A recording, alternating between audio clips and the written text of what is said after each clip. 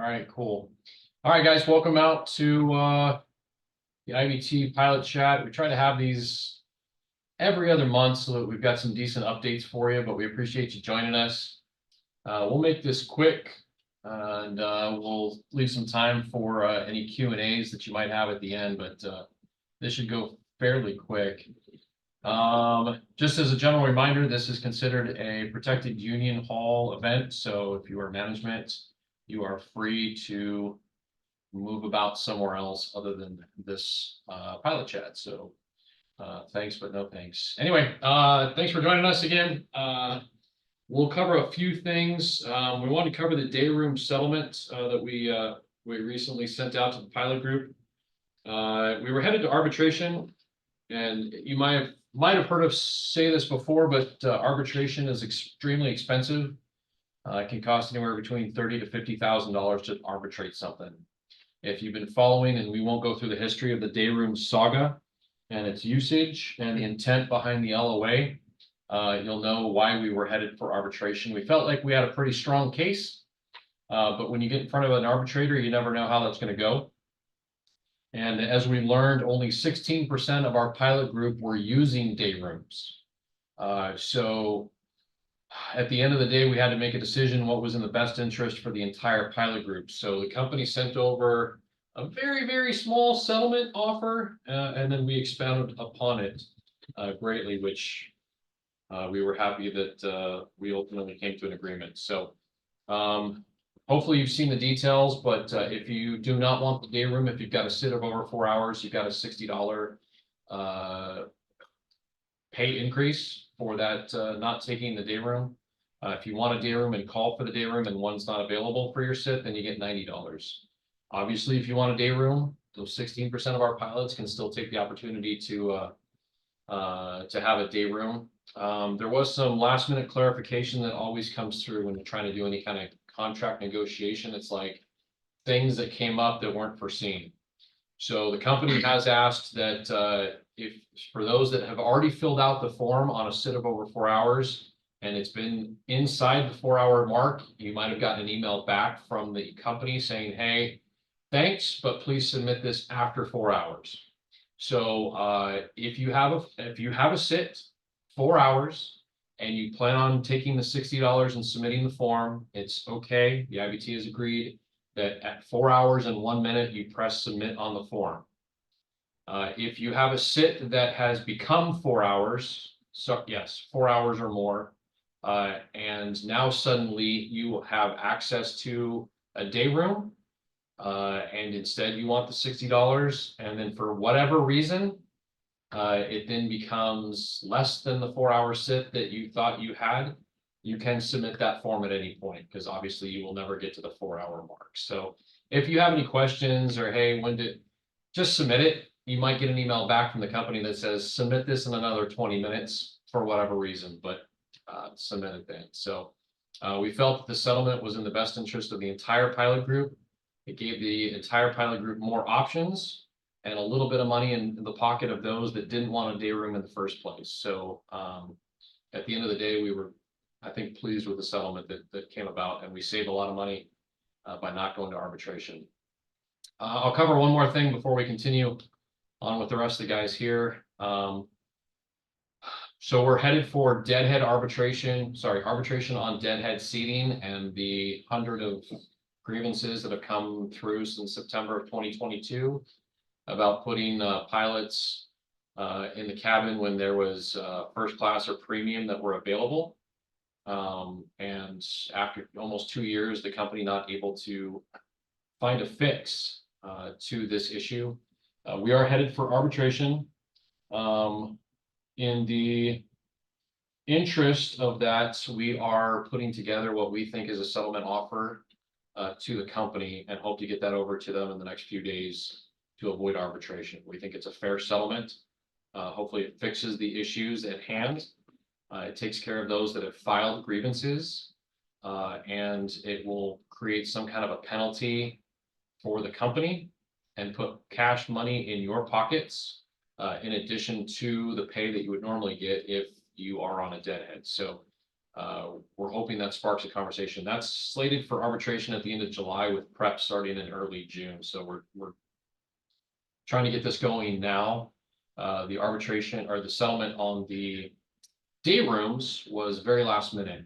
We were supposed to go to arbitration starting, I think, Wednesday of a few weeks ago, and the company sent over the first offer on a Friday afternoon. And so we worked over the weekend and early into the first part of the week to get that done before arbitration started. So we're trying to avoid that and the legal bills that come with that by starting the process now.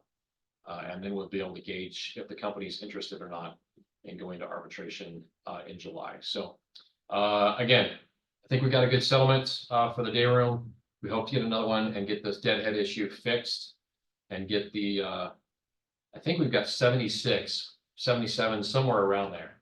If you got a deadhead seat problem, just file a grievance. You'll be added to it, and hopefully there's some kind of credit or credits.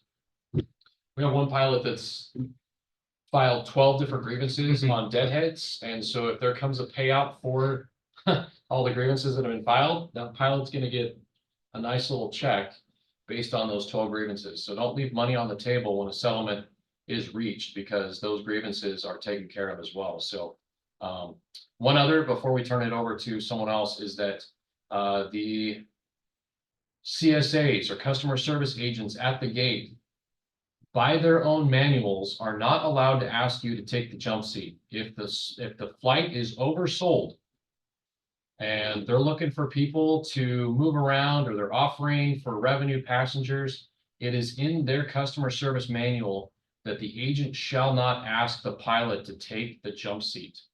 It says in the LOA, the company shall not put the pilot in the jump seat. So they can ask you, which they're not supposed to do in the ultimate. You can say yes, and then there's a violation. Again, is that they shall not put you in the jump seat. So take a seat in the back. That was negotiated. That was capital that we used.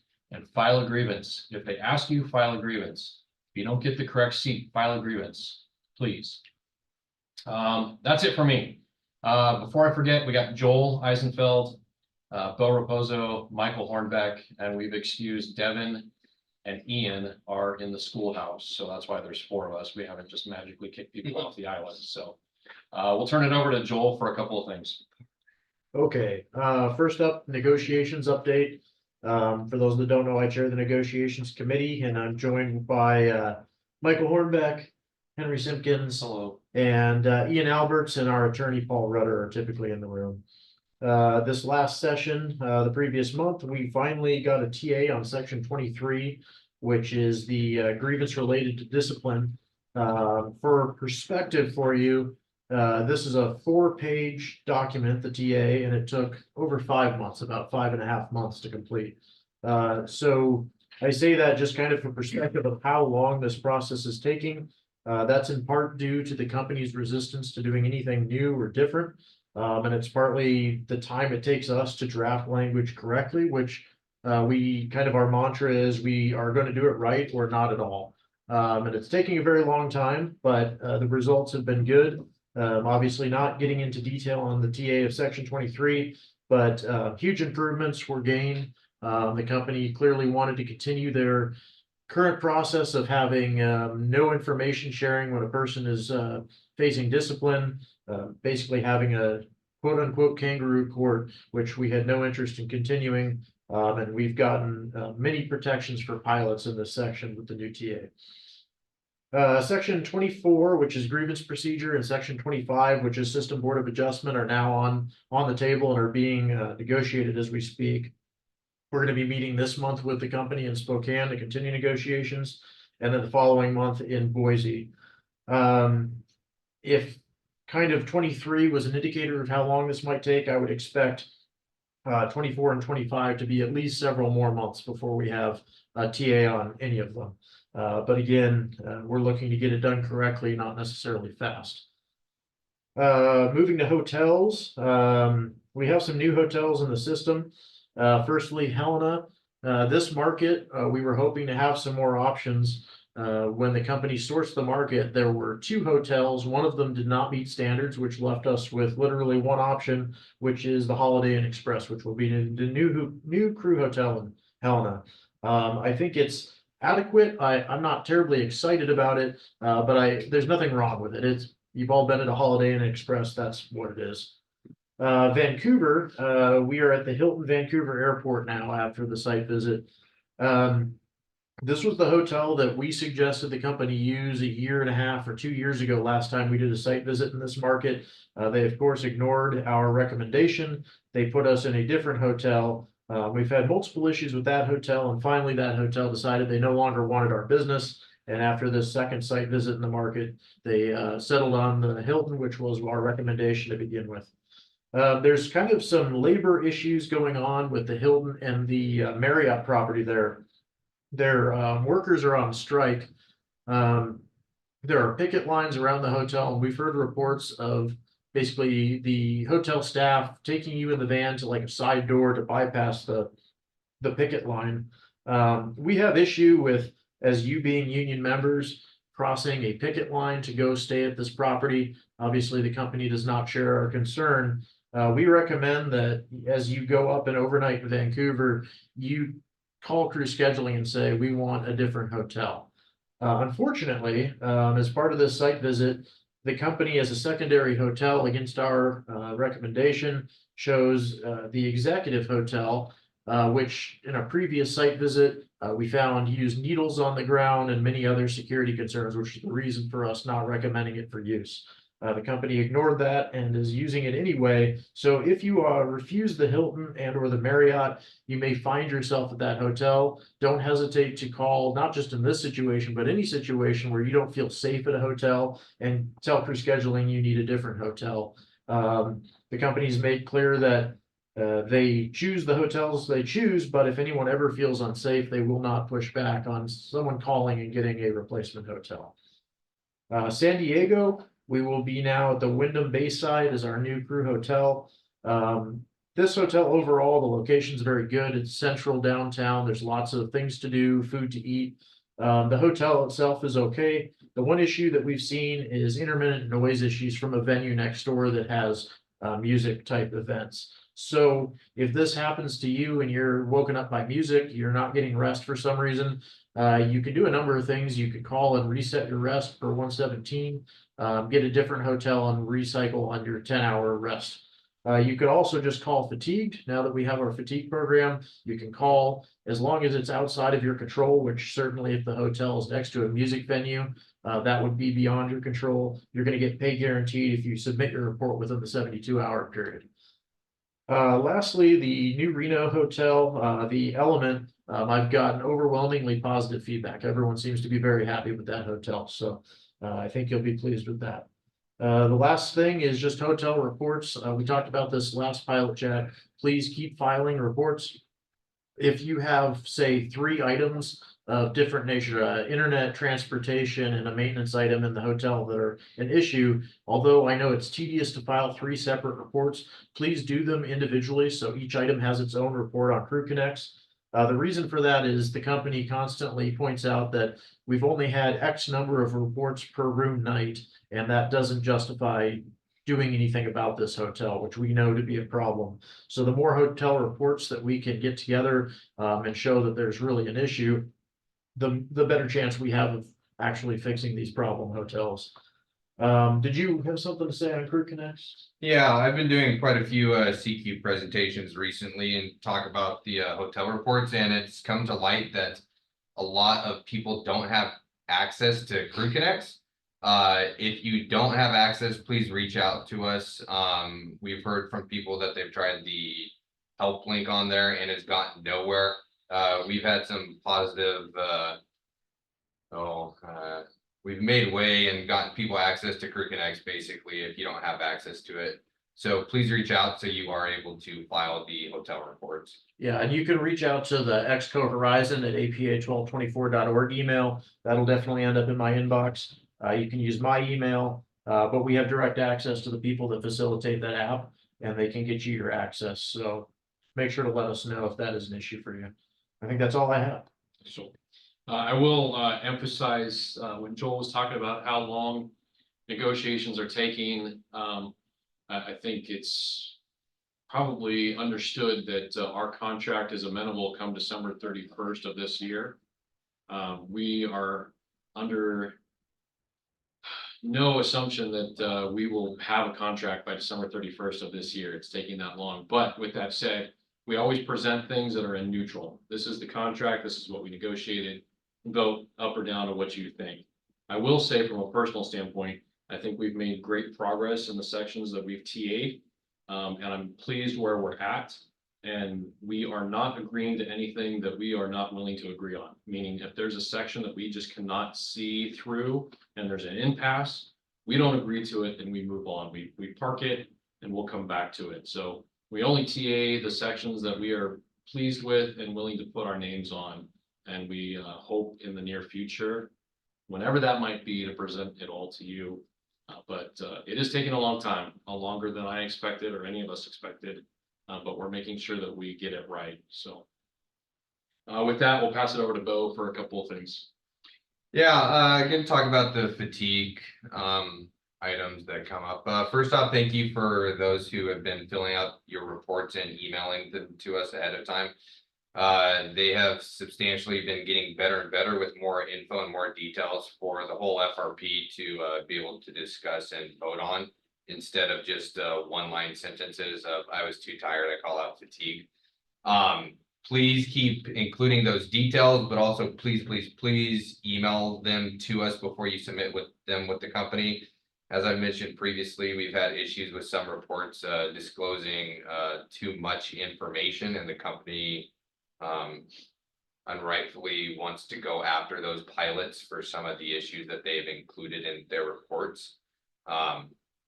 So please send them to us. The other thing, and the bigger thing that has started happening recently in our last FRP meeting last week, the company has decided that they want to start cracking down on the timeline to file fatigue reports.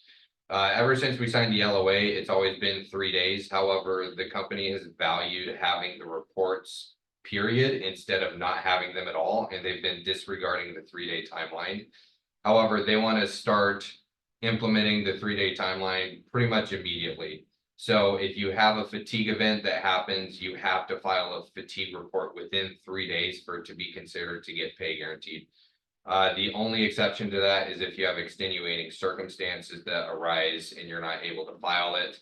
One of the primary issues that they are currently having is that the reporting system is very clunky, not user-friendly, and sometimes works, sometimes doesn't work. If you have issues with that, please reach out to us or reach out to the company if you have issues filing your reports.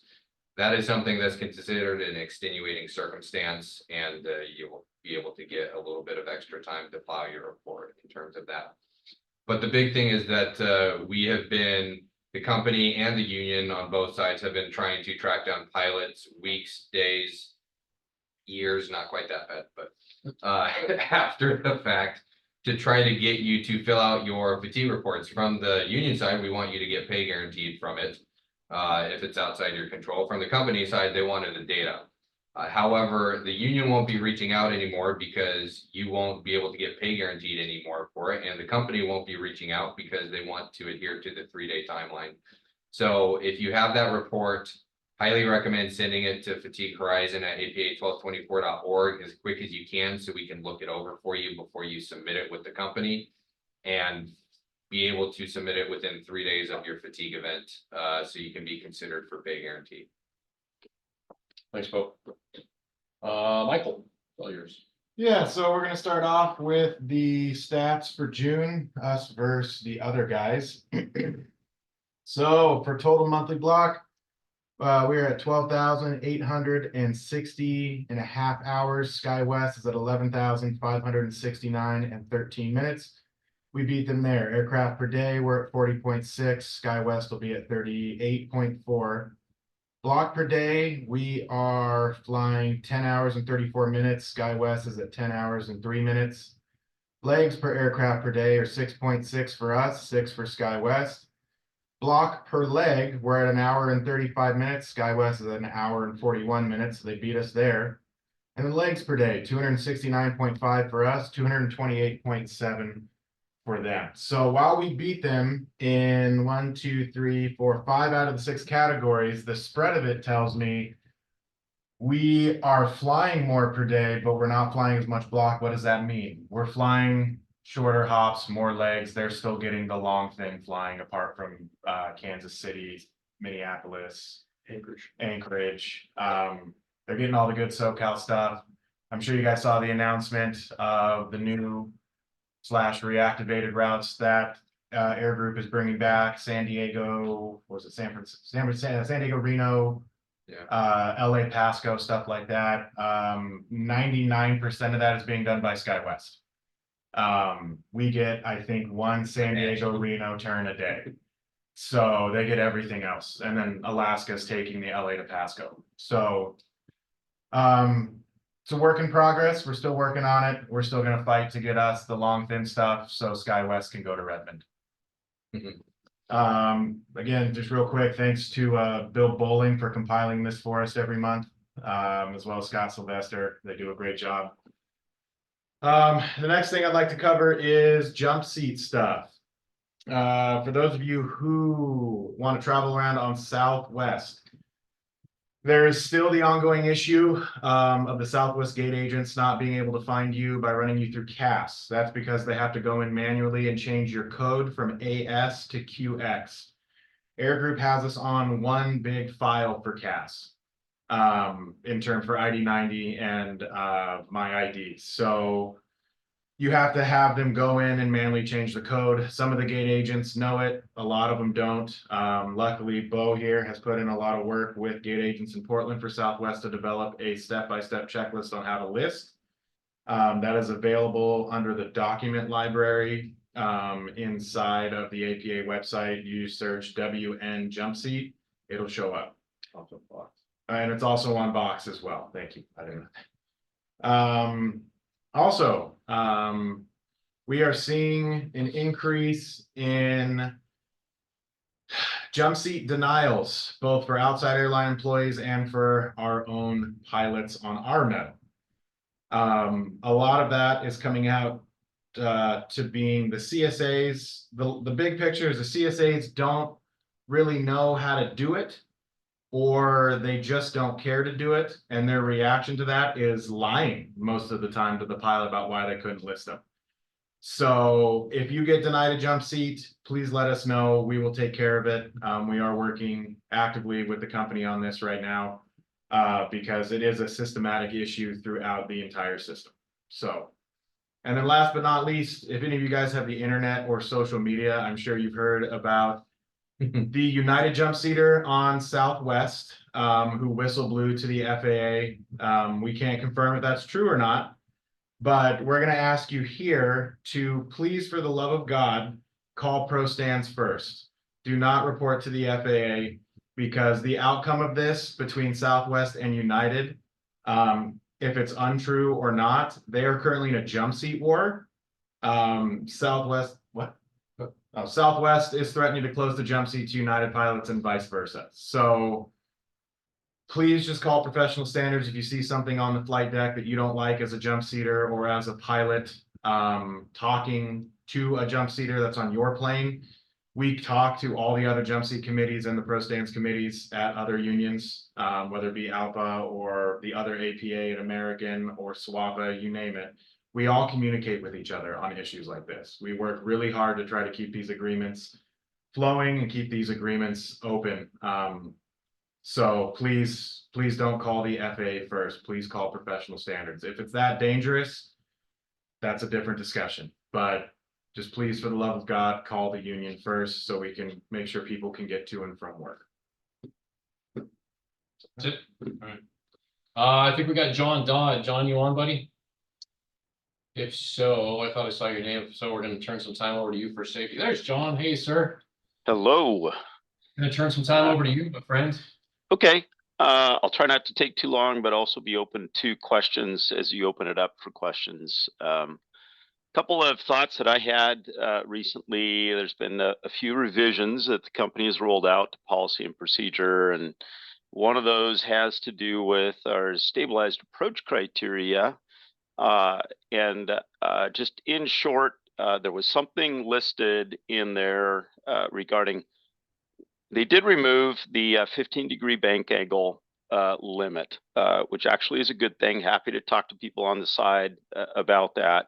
In place, their mitigation for maintaining safety was just allowing pilots to not have a GIPWIZ bank angle call out. If you have a bank angle call out anywhere on the approach, then the policy now is that you would go missed approach. Problem was that the summary of change page implied that any GIPWIZ call out requires a missed approach, and that is not true. You look at the manual itself, the policy is just limited to a bank angle call out. That's very short, but I did want to point that out. Another thing that I wanted to point out that's kind of a little bit more broad, and I just wanted to highlight to everybody, the company did roll out a whole new table regarding mandatory PIRs, and it's structured new. It certainly looks like, if not, there's several events that are added or additional requirements on there. So, like it or not, it is, it is the policy going forward, and I really encourage the captains out there to have this page bookmarked, and when there is any doubt, go look at it and look at it carefully. If you have any questions, of course, you can reach out to the union stewards, safety committee, EXCO. We'll try and get you answers on that. Of course, mandatory PIRs are expected to be within 48 hours. So you do have some time to kind of think about it. But I really encourage that you remain aware of where mandatory PIRs are required, where immediate duty officer notification is required, and the other things on that list, such as mandatory AML entries. I wish, honestly, that the company would have reached out and included IBT safety in their consideration when they were making this new list. They did not. We'll have further conversations about that going forward, but I can say that it is in your best interest, captains, to file a PIR when it is mandatory, or to immediately notify the duty officer when it's on that list. However, I would say know your audience. Know that the PIR is very widely distributed across multiple divisions and distributed to the FAA. So when you are putting in information, know your audience and keep it to the facts. Your ASAPs, however, are where you have protections, and you also have your union personnel at the table to help kind of shepherd the story on the event. So that's my encouragement to the line pilots. Thank you for the time. Thanks, John. Appreciate you. This would be a good time. I think that's the end of our agenda. So this is a good time to, John, stick around, and then the rest of us at the table here to answer any questions that you guys have come up with, anything that wasn't addressed. So this is your time. So you can either throw it in the chat or just unmute and ask away.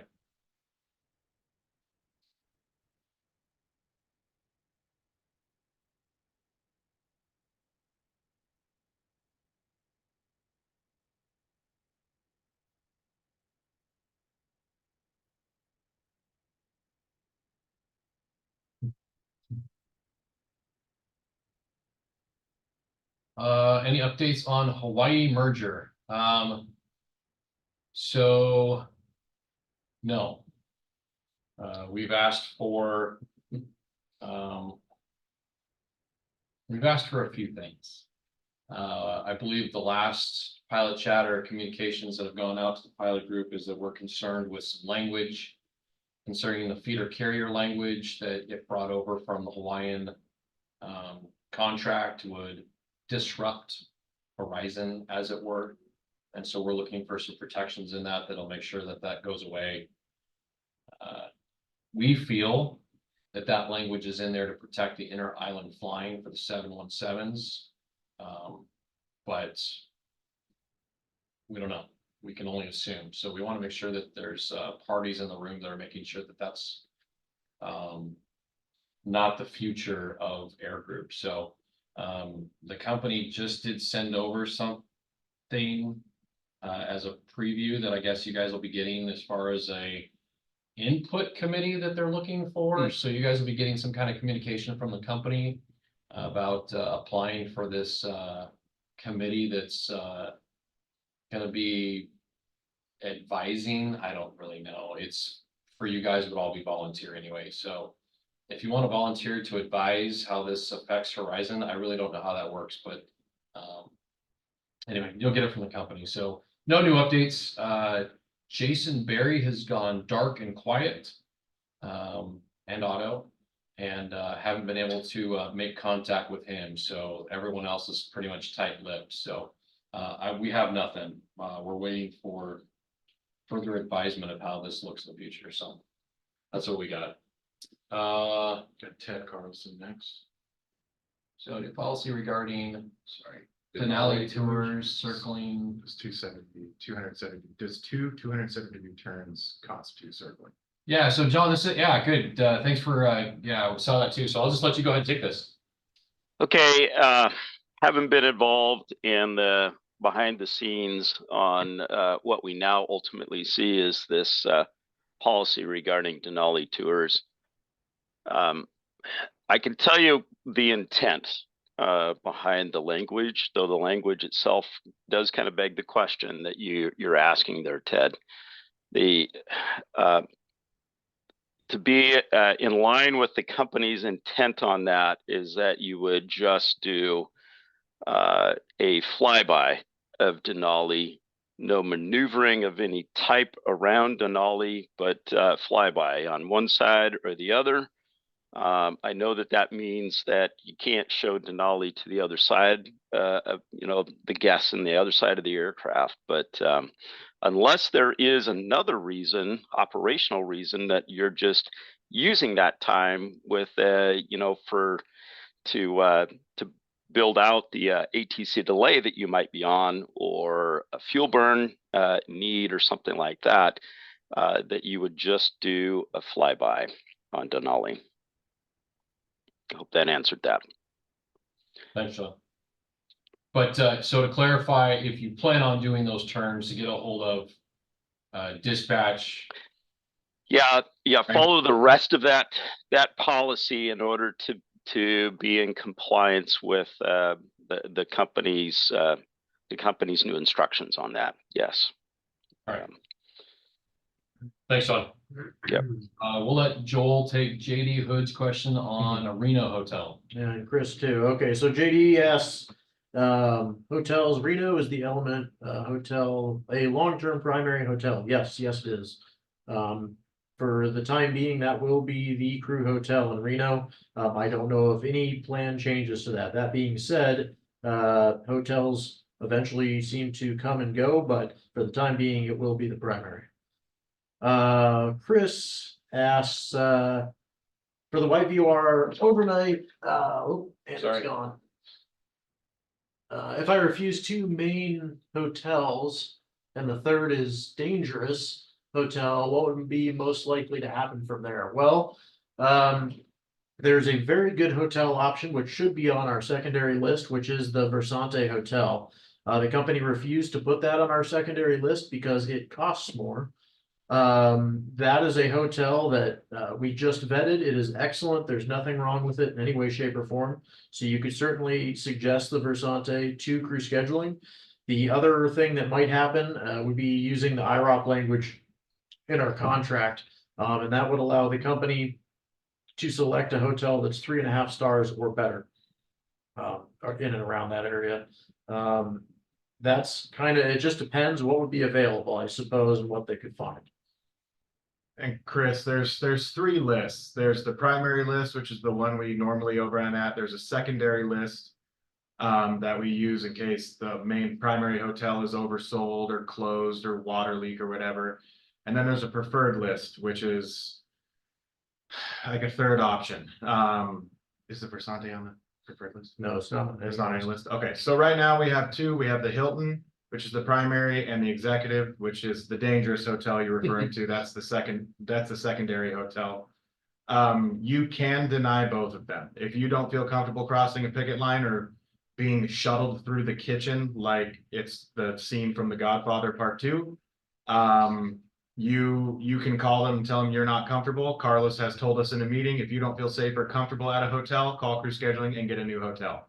I would recommend requesting the Versante.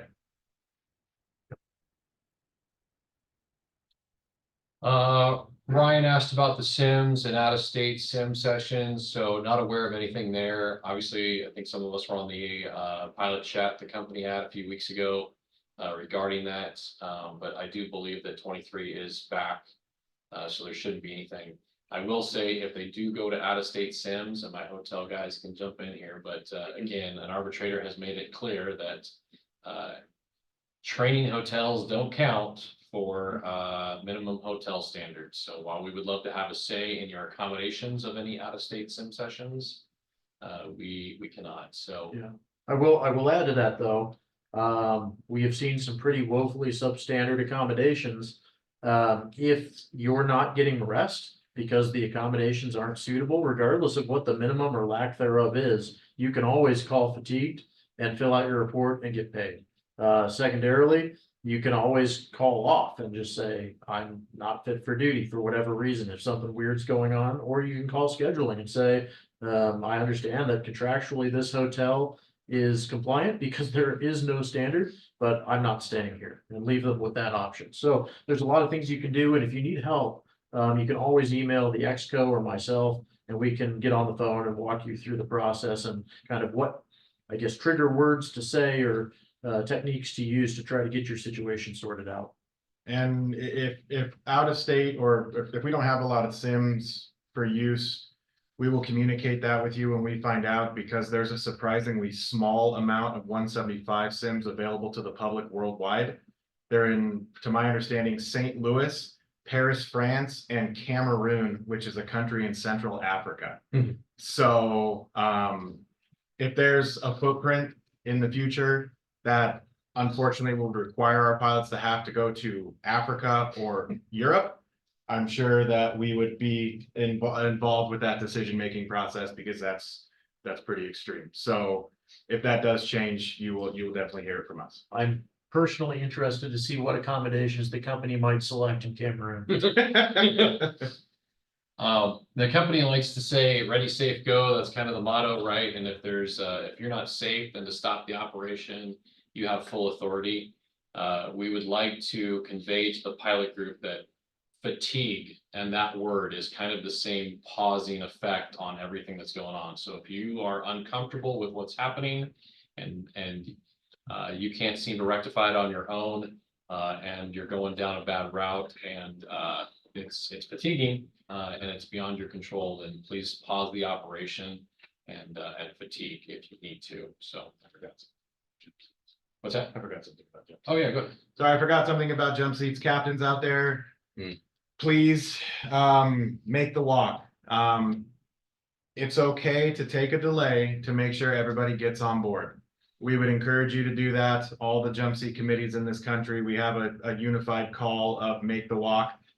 Don't leave people behind. Don't let the gate agents close early if there's jump seaters. When you get on the airplane, talk to the gate agent, be like, hey, we're good for jump seaters. Send a message in Jetpack when you get down there, and then make a walk and make sure everybody gets on board. We're a small group of people as airline pilots nationwide. I think the stat I saw is you could take every ATP working at a 121 carrier in this country and put them in Cowboy Stadium and have 10,000 seats left over. So let's take care of each other. Chris, regarding new orders, we are not aware of anything past the current orders. That would be an awesome question for the next pilot chat to ask the company. But as of now, the IBT is not aware of any orders that are confirmed after what has already been announced. So we are hoping for further growth. The email that we got, same along with the lines with you from the training department, is they're ramping up and increasing 85% in hiring. That's fantastic. We keep hearing that we're growing, but we were just having a conversation today. When I started, I was 1,017 on the seniority list. I mean, that shows how many pilots were on property at the time, and I'm sure there was variations but we're still hovering around the 600 mark, and we've been that way for years. So where exactly is the growth? So we would love to see new orders. We'd love to see more pilots on property. But that'd be an awesome question to ask at the next company pilot chat. There's another one for maybe John Dodd, policy regarding Denali tours. Or John's there. Oh, sorry, he was just commenting. Yeah. Okay. So I'd be happy to, state it publicly in a different way. We are not satisfied with where the company went on tours or deviations, and especially on how and why we got to all the consternation on Denali, and then ultimately the compromise that company made on that. However, my suggestion to line pilots is do your best to follow the policy, but also do your best to give us feedback on things that are challenging or issues that the company's not being forthcoming on. Anything that goes wrong, especially with the application of doing a Denali tour, and especially if there are safety concerns, operational control concerns, that will help us continue to readdress this topic and maybe eventually get some of that righted back. So that's my encouragement to our pilots. Thanks, John. Thanks for voicing that. Yep. Another question from Zach regarding mainline jump seating. So we'll turn it over to Michael. Yeah, Zach, could you do me a favor? Can I get a little more clarification from you? Could you come up on audio for me?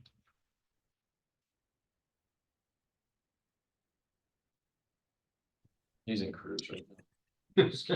Hey, everybody. Hey, Zach. Hey, everybody. So I'm here at the airport reserve in Portland. Well, regarding this jump seat policy, it happened occasion the other day. I was like D40 at the gates, where like United Pilots was listed ahead of me, and he was awarded a jump seat ahead of me on the main line. I see. Okay. So it kind of like got me a little bit upset in terms of their airline, for example, United or any other airlines. Their Yes. pilots are priority, or their groups are priority to any other pilots. So they Without should. telling you, without telling you, I was like removed twice from the jump seat. Once he was already like closing the door of the plane, I was removed because another pilot of the group of the United was kind of the last minute, and I had they removed me to put that pilot there. Okay, so yeah, the company policy is up until D30, it goes off of the priority codes between us, Alaska, and SkyWest. So if it's a Horizon flight and you go, like you said, at D40, if it was, if it was you and then an Alaska pilot and then a United pilot, the order at D40 should be you on Horizon, then Alaska, then United if it was a Horizon flight. If it's an Alaska flight, it goes Alaska, I think Horizon, SkyWest, and then everybody else. The fact that the gate agent gave away the jump seat to an outside airline pilot at D40 is wildly unacceptable, and just goes down to what I said about the gate agents just making up stuff. So as Henry noted, our policy, the company rhetoric rather, and the mission is ready, safe, go. But that seems to only apply to us as pilots. Every other work group gets pressured into getting out on time. That's the only thing they seem to care about, which is unfortunate, especially the gate agents. They will, and that's what we've been seeing, is compressed timelines causing them to make up these lies about not having time to list people for jump seats or doing it incorrectly. So when that happens, please send us an email, the jump seat committee, and we will address it with the company. We have been for a long time. And I will say we don't agree with the company on a whole lot. It's kind of our jobs to make sure everything's enforced and to call them when their employees are doing wrong or when they're doing wrong. And I can tell you that's one of the things we agree on is the behaviors of stations is unacceptable when it comes to jump seat listing, both for pilots that work here and for pilots at outside airlines. So if you could send us an email with your narrative or your story of what happened with that jump seat, that would be great. So we can take it in the room and show them that it's continuing to happen. For those of you too who have these issues, the quicker you can get us that info, the better, because we're able to get that to the company and they're able to investigate it pretty quickly. However, to do that, you need to reach out to us as quickly as possible with as many details as you can. Flight number, gate, if you can get the gate agent's name, that's ideal if you can. That helps a lot of issues, et cetera, et cetera, et cetera. So the more details and the quicker you can get it to us, the higher chance that something will come of it. If it's 2 weeks past or 3 weeks past, even 5 days past, sometimes it's difficult to go back and try to recreate the situation and talk to that gate agent. But they have promised us that they are going to be talking to every individual gate agent when one of these situations arise, and do additional training and inform them of policies and procedures moving forward, because currently with outstanding, it's unacceptable. And the first come, first serve thing doesn't hit until D30 and below. So D30 up to D whenever they shut the door. That's the only time it's first come, first serve. If it's before that, D31 all the way up to D60, however long, it's off of our priority codes that the unions have got the company to agree to over the course of negotiating contracts. So I sent the email address if you didn't have it in the chat, so you could take a copy of it, Zach. But yes, we need to start holding these other work groups to the fire. We invest capital to negotiate these things for you. These are to benefit you, to get you to and from work, to get you on vacation. This is bargaining capital we spend, and it's wildly unacceptable for other work groups just to willingly violate it because they don't want to take a delay. I'll add 2 things, Zach, and for everyone else, don't just get mad. We get texts from pilots that are standing at the gate wondering what the hell is happening. Is this legal? Should this be happening? Don't just get mad. Reach out to us and or file a grievance and let us work it through that. There might be a contractual problem, there might not be, but at least it gives us something to walk into the room during our monthly meetings with the company and say, what the hell is happening, and work the problem. So I'm going to post this right now for those that have never done it. There was a video that was created of how to file agreements. So it's in the chat right now. It's just a 4-minute video. If you've never done it and you're curious and you're like, I should be filing grievances on deadheads and all the other things that are happening while I'm out there and I don't know how to do it and I feel stupid asking, there's a video for that. So don't hesitate to jump in and get it. That's how we get this stuff resolved. I had another point, but I'm having a senior moment and I forgot, but oh yeah. So there are things that are happening at the gate, and we're not here to get the gate agents in trouble.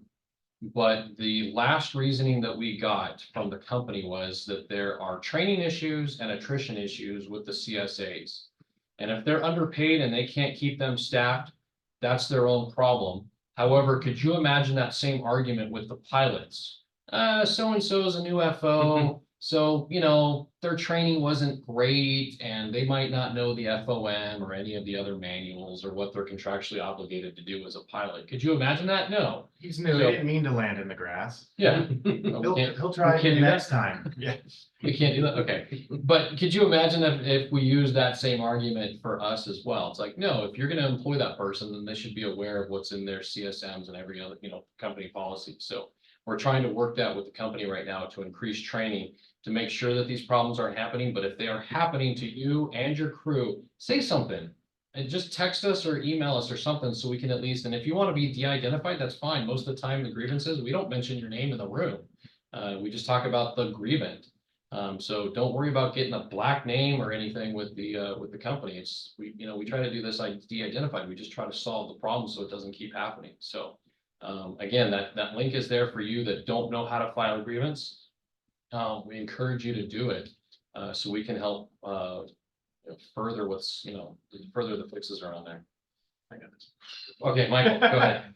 Trevor, is there any update with eCrew and dropping reserve for open trips without the current headache? Short answer, no. But at the moment, we are developing a joint committee with AFA. Company is on board, as well as the Air Group IT, who recently took over management of eCrew and Ames. Ames is a mess. Not sharing a whole lot of details because I don't know if I can, but Ames is comically outdated at the moment. You can share dates. How far are we behind on that? We are, I think that's. okay, yeah, I'll share, Dave. We are a year behind on updates, both for the primary system and the backup system in case the primary system fails. Additionally, crew scheduling even is still running off of beta screens from the test environment. That's how outdated we are. So there's a lot of tickets that have been filed and will continue to be filed. Part of the duty of this committee, which includes me, member from the AFA, the head of the IT team for Ames, the VP of in-flight, and Carlos. Our goal first is to sort out which tickets need to happen first. Reserve drop for open trips is one of them. Split trip giveaways is one of them. To my understanding, the issue right now with dropping reserve for open trips is the system cannot understand more than one drop. It cannot process in its brain when you drop reserve and pick up a trip. If you drop that trip again and pick up something else, it gets really confused. So that is on the list. There's a lot of things on the list. Anything ranging from that to even being able to load it on an Apple device, since I don't know if you know this, but this company runs off Apple devices and we can't check our schedules without going to a computer. So the app is not company supported. There is no plan to company support the app at this time. I equate it to the company supporting the app is like running the 50-yard dash in the Olympics. And we're still currently in like the second trimester. We're not close to even crawling yet. So we are still working on it. We are going to continue working on it because it is a colossal problem, and it's a colossal problem filled with more colossal problems. And I think finally now everybody's starting to recognize it on the company side as well as the IT side. So I do not have an update for you at the moment, but when I do have one, I promise I will tell you. And to be fair to the customer service that the mom and pop store in Greece that are running Ames have with the company is equivalent to sticking a note on a crow, much like Game of Thrones, and sending it to Greece and then waiting for a response via a crow. That's the kind of level of support that the company has with Ames, but they created this issue by, employing that company to do this. So there is that as well. So there's a lot of changes. You want to tell them how long it would take to get the backup going if there was a problem? Yeah, so to show just how bad it is, we had our first steering meeting yesterday evening, and if the main line, for lack of a better term, mainline Ames goes down, it would take multiple hours, possibly up to half a day, to get the backup system running because it's also outdated. So the goal is to get those systems live at the same time so there'd be no disruption if a system were to go down. But I mean, that's some of the problems that we are addressing in this committee because it's not good. We're working on it though, because we finally have the right people in the room. I can't imagine what managing Ames from an IT side would look like. But I feel very bad for the company team that was managing it before because I think it was way outside of their depth. But we have finally have the right people in the room to get these decisions made. It's going to take some time because, as Henry said, communication with Ames is through a very specific system called Jira that they only allow certain people to use, and they respond when they can. It's not ideal. Plus, we're not their large market. There's 3 carriers in the United States that use Ames: us, Atlas, and Mesa. Every other client for Ames is a European low-cost carrier, or Emirates, or Etihad. So, and of the US carriers, we are the smallest. So We're not top priority. We're not their top priority at the moment. So we're working on it though. It's gonna be a ballroom dance to try to get this fixed, and it's gonna take some time, but we are actively working on it. Chris, we see your second question there too, and absolutely, like, we're pushing them to do a lot. We pushed them when they first announced, you know, like, hey, let's do some testing for you to make sure that this works. No, we're good. We're gonna launch this anyway. So all of that, detailed explanations, all of that is things that we have on the list of things to get fixed, but he just told you they're a year behind on updates. So hopefully maybe that's in the update. We don't know. So we'll see. It's not. So The next update to you have to wait launch, for 2026. the next update to launch is June 2023. It is May 9th, 2024. But the June 2023 update is the next one to launch. And that predominantly fixes the issues on the crew scheduling side, not a whole lot of changes for the pilot side. We understand a lot of things about Ames is comically behind the trend. It's not mobile optimized. There's no app. You can't load it on a phone or an iPad.